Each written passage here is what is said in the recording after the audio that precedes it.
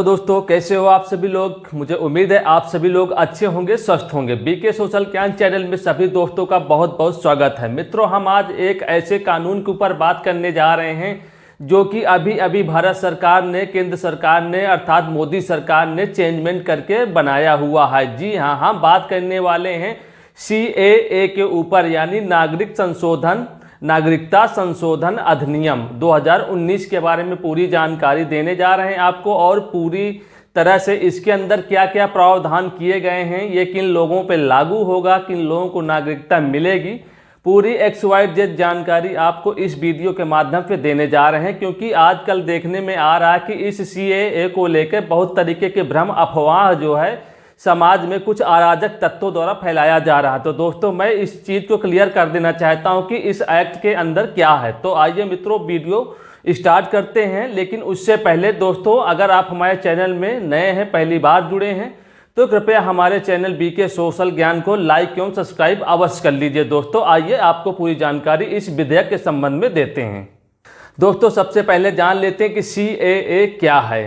CAA क्या है, इसका फुल फॉर्म क्या होता है। तो इसका फुल फॉर्म होता है सिटीजनशिप अमेंडमेंट एक्ट। जी हाँ, जिसको हिंदी में हम नागरिकता संशोधन अधिनियम के नाम से जानते हैं। दोस्तों, इसको आप अच्छे से नोट कर लीजिए। दोस्तों, हमारा जो ये CAA विधेयक है, यानी नागरिकता संशोधन अधिनियम का जो ये विधेयक है, ये कोई आज का पास किया हुआ विधेयक नहीं है। इसको सन 2019 में ही पारित कर दिया गया था संसद के दोनों सदनों के द्वारा, यानी राज्यसभा लोकसभा के द्वारा ये सन 2019 में पारित कर दिया गया था। तत्पश्चात राष्ट्रपति के स्वीकृति के लिए, यानी उनके सहमति के लिए उनके पास भेजा गया था। उस समय तत्कालीन राष्ट्रपति श्री रामनाथ कोविंद जी ने भी अपनी मोहर इस अधिनियम के ऊपर लगा दिया था। यानी तत्पश्चात राष्ट्रपति की स्वीकृति के पश्चात इसने एक कानून का रूप ले लिया था। तभी हमारे देश के आदरणीय गृह मंत्री श्री अमित शाह जी ने अनाउंसमेंट किया था कि जो ये विधेयक है, ये कानून है नागरिकता संशोधन अधिनियम 2019,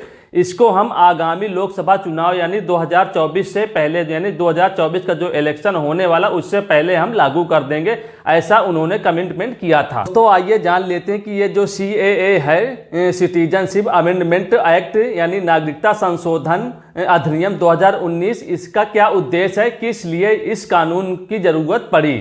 तो मित्रों, आइए आपको इसकी पूरी जानकारी देते हैं। दोस्तों, CAA का जो प्रमुख उद्देश्य है वो ये है कि भारत के पड़ोसी देश अफगानिस्तान, पाकिस्तान, बांग्लादेश, यानी 3 प्रमुख देश अफगानिस्तान, पाकिस्तान, बांग्लादेश के जो अल्पसंख्यक समुदाय के प्रवासी भारतीय हैं, यानी अब अल्पसंख्यक समुदाय में जैसे मान लिया गैर मुस्लिम की बात हम करते हैं, उसमें हिंदू हो गया, पारसी हो गया, जैन हो गया और सिख हो गया, ईसाई हो गया, ये 4-5 समुदाय के जो प्रवासी हैं, इनको नागरिकता देने के लिए ही इस CAA कानून की आवश्यकता पड़ी और संशोधन अधिनियम के द्वारा इसको लागू किया गया है। तो अब बात कर लेते हैं नागरिकता किन लोगों को दी जाएगी। क्या सभी लोगों को नागरिकता दी जाएगी जो अफगानिस्तान, पाकिस्तान, बांग्लादेश से आए हैं? तो ऐसा नहीं है दोस्तों। इस चीज़ को आप इसमें जान लीजिए कि नागरिकता ऐसे लोगों को ही दी जाएगी जो कि अपने देश में अल्पसंख्यक थे, यानी जिस देश के थे, चाहे वो पाकिस्तान के थे या मान लिया अफगानिस्तान के थे, बांग्लादेश के थे, वो अपने देश में अल्पसंख्यक थे और उनको धार्मिक के आधार पर, यानी धार्मिकता के उत्पीड़न, यानी धर्म के आधार पर उन लोगों का उत्पीड़न किया गया और वो लोग उस उत्पीड़न का शिकार हो करके वहाँ से किसी तरीके से अपनी जान बचा के भारत में आ बसे हैं, वो भी 31 दिसंबर 2014 के पहले।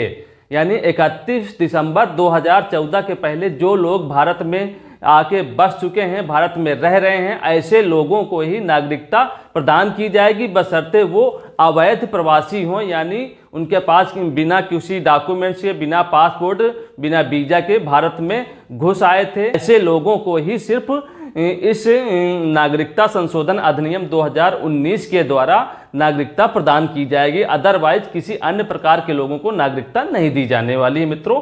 तो इस चीज़ का हमेशा ध्यान रखें। केवल 3 ही देश की इसमें बात की गई है, अफगानिस्तान, पाकिस्तान, बांग्लादेश के अल्पसंख्यक, जिनमें जो है अपने हिंदू आते हैं, जैन आते हैं, पारसी आते हैं, सिख, ईसाई आते हैं। इन लोगों को ही नागरिकता देने का प्रावधान इस एक्ट के अंदर किया गया है। दोस्तों वीडियो को पूरा देखें जिससे कि आपको इस संबंधित टॉपिक की पूरी जानकारी हो सके, यानी जो नागरिकता संशोधन अधिनियम 2019 है CAA, जिसपे इतना ज़्यादा शोर शराबा मचा हुआ है, इसकी पूरी जानकारी हो सके, इसके लिए वीडियो को आखिरी तक अवश्य देखें।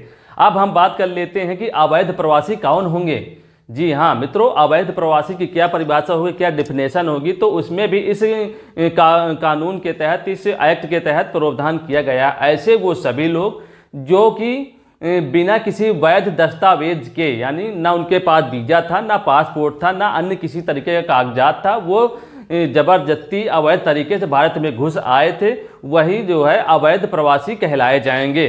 और इसके अलावा भी एक कंडीशन है कि मान लिया किसी का वीज़ा 1 साल के लिए भारत में रहने के लिए बना था और वो वीज़ा समाप्ति के पश्चात भी भारत से वापस अपने देश में नहीं गया और यहीं बस गया, यहीं रहने लगा, तो 1 साल के उपरांत जो यहाँ लोग रहने लग गए हैं तो उनको भी अवैध प्रवासी के रूप में गिना जाएगा, यानी उनको भी अवैध प्रवासी के रूप में ही माना जाएगा। दोस्तों इसका आप हमेशा याद रखें। दोस्तों आजकल हमारे समाज में बहुत तरीके की बातें चल रही हैं, अपने देश के अंदर बहुत सारी अफवाहें, भ्रम जैसी स्थितियां फैलाई जा रही हैं कुछ अराजक तत्वों द्वारा। उनका कहना यह है कि इस जो CAA कानून है, नागरिकता संशोधन अधिनियम जो 2019 में पारित हुआ है, इस कानून के तहत लोगों की नागरिकता ली जाएगी, यानी उनकी नागरिकता को छीन लिया जाएगा, यानी किसी विशेष वर्ग को जो है इसमें डराया धमकाया जा रहा है, यानी गलत तरीके से अफवाह फैलाई जा रही है। जबकि सत्य ये है कि इस CAA के द्वारा किसी की नागरिकता छीने जाने का कोई प्रावधान पूरे एक्ट के अंदर नहीं है।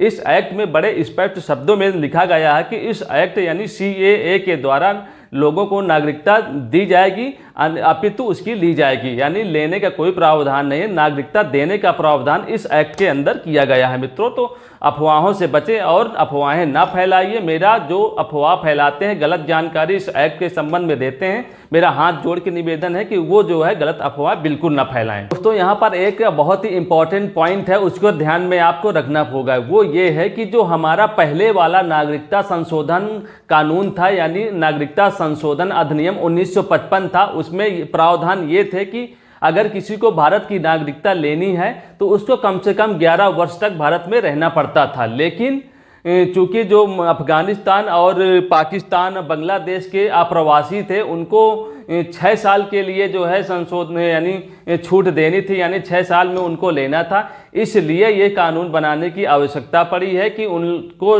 यानी जो अल्पसंख्यक समुदाय के लोग हैं, उनको 6 साल के अंदर ही भारत की नागरिकता दी जाएगी। इसीलिए CAA नाम का जो कानून है, नागरिकता संशोधन अधिनियम 2019 पारित किया गया कि वहाँ जो 11 साल लगते थे, वहाँ जो है 6 साल के अंदर जो है इन लोगों को नागरिकता प्रदान की जाए। इसीलिए इस संशोधन की आवश्यकता पड़ी। लेकिन सबसे मेन पॉइंट ध्यान देने वाली बात यह है कि जो ये संशोधन हुआ है, CAA जो संशोधन हुआ, नागरिकता संशोधन अधिनियम 2019, इसमें केवल 3 देशों को ही लिया गया है।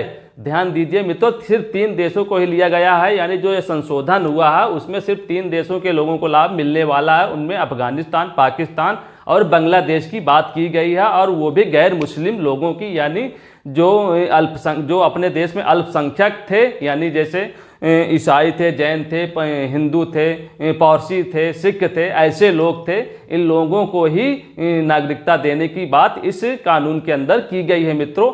अदरवाइज जो अन्य कंट्री हैं, अन्य देश हैं, उनके बारे में जो पिछला कानून है 11 वर्ष वाला, यानी 1955 वाला, वही सेम लागू होने वाला है। तो इसको ध्यान रखें।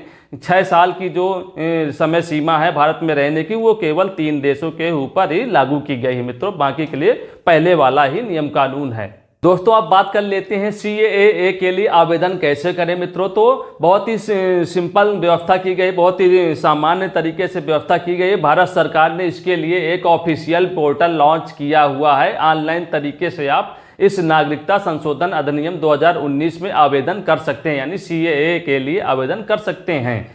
उसमें दोस्तों किसी प्रकार की कोई डॉक्यूमेंट्स की आवश्यकता नहीं है, भ्रम में बिल्कुल ना रहें। कोई भी डॉक्यूमेंट्स नहीं लगने वाला है। उस आवेदन फॉर्म में सिर्फ आपसे ये पूछा जाएगा कि आप जो है भारत के अंदर कब से रह रहे हैं। उदाहरण के लिए जैसे इसमें 31 दिसंबर 2014 से पहले की बात की गई है तो आपको बताना पड़ेगा आप 2012 से भारत में रह रहे हैं अवैध तरीके से, कि 2013 से रह रहे हैं, कि कब से रह रहे हैं, इसकी जानकारी आपको भरनी पड़ेगी। बाकी आपसे किसी प्रकार का कोई डॉक्यूमेंट्स नहीं लिया जाएगा मित्रों, इस चीज़ का आप हमेशा ध्यान रखें। दोस्तों, मुझे उम्मीद है कि आप सभी लोग सिटीजनशिप अमेंडमेंट एक्ट के बारे में अच्छे से समझ गए होंगे। अगर किसी तरीके का कोई आपका विचार है, कोई कमेंट है, तो आप कमेंट्स बॉक्स में जाके कमेंट कर सकते हैं। लेकिन उसमें से मेरी आपसे एक रिक्वेस्ट है कि जो भी आप कमेंट्स करें उनमें से शब्दों की शालीनता को बनाए रखें और भारत की गरिमा का विशेष रूप से ध्यान दें मित्रों। और अगर ये वीडियो आपको पसंद आया हो तो कृपया अपने अधिक से अधिक व्हाट्सएप ग्रुप तक इस वीडियो को पहुंचाइए, जिससे कि जो भ्रम की स्थिति है, अफवाह लोग फैला रहे हैं कुछ अराजक तत्व, तो उनमें क्लियरली मैसेज जा सके कि वास्तव में सीएए क्या है और इसमें किसी की नागरिकता छीने जाने का यानी किसी की नागरिकता लेने का कोई किसी तरीके का प्रावधान नहीं है। बिल्कुल चिंता मत करिए, कोई भी वर्ग हो, कोई भी समुदाय हो, किसी की नागरिकता इस कानून के अंदर छीने जाने की कोई बात ही नहीं की गई है। तो मित्रों, ये वीडियो आपको कैसा लगा? अगर ये वीडियो आपको अच्छा लगा हो तो कृपया एक लाइक जरूर कर दीजिए और चैनल को सब्सक्राइब कर दीजिए और अपने दोस्तों तक इस वीडियो को अधिक से अधिक शेयर करिए। मित्रों, वीडियो देखने के लिए सभी दोस्तों का बहुत बहुत धन्यवाद। नमस्कार, जय हिंद, जय भारत।